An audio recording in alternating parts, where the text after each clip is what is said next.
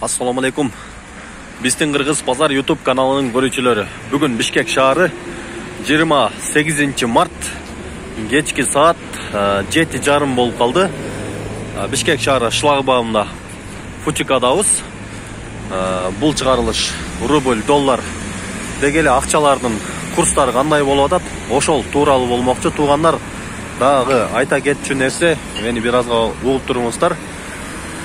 Доллар түшүп атат туугандар. Бирок рубльдан жылыш жок. Азыр тартканча сүйлөп кетейин туугандар. Могул жерде долларды 85 болуп калыптыр. Мынакей. Покупкасы, сатып алуусу. Евро 95ке түшүптүр. Рубль 87 мойдон, ошол мойдон эле. Тенге 13.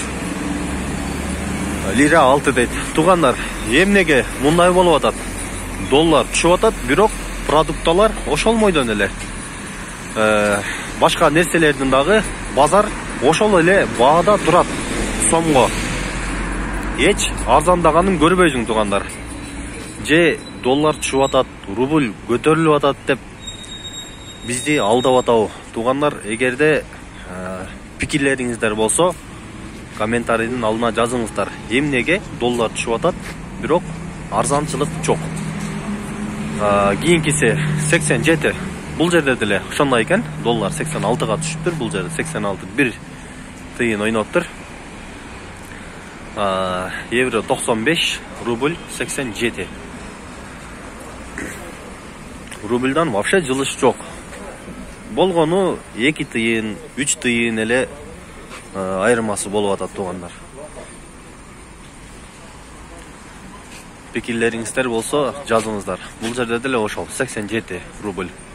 Евро 95, доллар 85 экен. Ушинтип элди жейт окшойт го. Мити курттай болуп. Азыр баары кыйналып аткан убага. Бул жерде деле ошондой. Базарга барсаң, продукталар ошол мурунку эле баада. Магазиндерге кирсең, же продуктовый жерлерге барсаң, байлардын баасын көрсөңүздөр, ошол мойдон. Мейли өткөндө доллар 100дөн ашып кетти десе, кымбаттап атат. Жок. 85ке мурунку абалга түштү, бирок дагы деле ошол мойдон туугандар. Же ушинтип монополисттер